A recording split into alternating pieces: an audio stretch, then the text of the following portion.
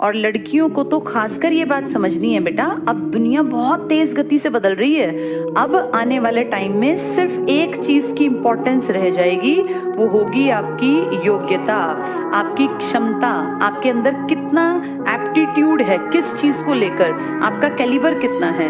अगर आने वाले समाज की मैं बात करूं तो अगर आप अपने आप में फाइनेंशियली पैसे नहीं कमाती हैं, इंडिपेंडेंट नहीं हैं, तो आप ये एक्सपेक्ट ना करें कि आपके खर्चे कोई दूसरा उठाएगा। जैसे इंडिया में ना दिमाग में एक मेंटल मेकअप क्या कर रखा है कि लड़कियों को ज्यादा पढ़ने की क्या जरूरत है, भाई पिताजी अच्छा कोई बढ़िया तगड़ा सा घर बार देखेंगे, बढ़िया रिश्ता देखेंगे, अच्छे पैसे लड़के कमाता होगा, बैक स्ट्रांग होगी, बढ़िया घर में शादी कर देंगे। ऐसा ही देखते हैं ना जनरली इंडिया में। लेकिन बेटा एक तुम्हें बात बता दूं, जो लड़कियां ये सोच के कि भैया मेरी शादी अच्छे घर में हो गई, मुझे क्या जरूरत है ज्यादा माथा पच्ची करने की, किताब पढ़ने की, पेपर पास करने की, तो ये फैक्ट है कि आप अगर सिर्फ एक घर तक सीमित आने वाली पीढ़ी में रहेंगी। हमारे पेरेंट्स का टाइम अलग था बेटा, तब चलता था क्योंकि घर पे बहुत काम थे। आज दुनिया बहुत तेज गति से बदल रही है, अब घर पे उतने काम हैं ही नहीं, तो औरतों का महत्व घर पे था, जरूरत भी थी। लेकिन आज लाइफ कितनी एडवांस्ड है, आज कितने सारे घर हैं जो भैंस नहीं रखते हैं, कितने सारे घर हैं शहरों में जो बेसिक सारी चीजें जो है उनकी वो मशीनों के ऊपर डिपेंड हो गई हैं। अब कहाँ औरतें उतना हार्डवर्क करती हैं। तो तुम ये सोचो, जैसे कई लोग कहते हैं कि हाउसवाइफ होना या होम मेकर होना गलत नहीं है, पर समय की डिमांड भी तो बदल रही है ना। पहले औरतों का घर पे रहना कंपलसरी था, नहीं तो घर कौन संभालता, इतने काम कौन करता।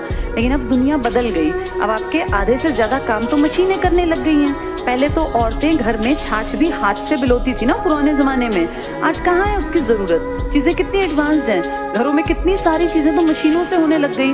तो अब लाइफ ऐसी नहीं है जैसी पुरानी थी, अब लाइफ बेटा आगे बढ़ रही है, बहुत तेज गति से बढ़ रही है। अपनी योग्यता बढ़ा के, और ये जो बहुत छोटे छोटे से काम है ना, जो आपकी जगह कोई कम पढ़ा लिखा भी तो कर सकता है ना, आप क्यों उस काम को करो।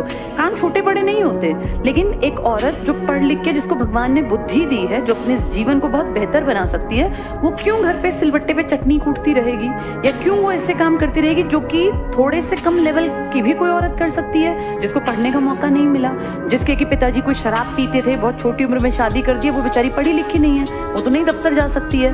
तो हम सब औरतें इस बात को, लड़कियां खासकर इस बात को समझें कि बेटा अपनी लाइफ ना बेहतर बनाने के लिए है। बेहतर बनाने का मतलब अपने अंदर योग्यता पैदा करना। हम फाइनेंशियली किसी के भी सामने कभी ऐसे हाथ ना फैलाएं, हम हमेशा देने वाले बने या हेल्पिंग हैंड बने। अपने फादर के घर पे हो, चाहे अपनी शादी के बाद हस्बैंड के घर पे हो, हम ये एक्सपेक्ट ना करें कि हम हमेशा पैसे मांगते रहेंगे या हमें हमेशा पैसे दूसरा आदमी देता रहेगा। कमाने में जितना जोर लड़कों पे पड़ता है उतना ही लड़कियों पे भी पड़ता है। तो ये सोचना कि मेरे खर्चे भी कोई दूसरा उठाएगा, क्यों उठाएगा बेटा। तुम भी तो, तुम्हें भगवान ने 2 हाथ दिए हैं, 2 पैर दिए हैं, बुद्धि दी है ना।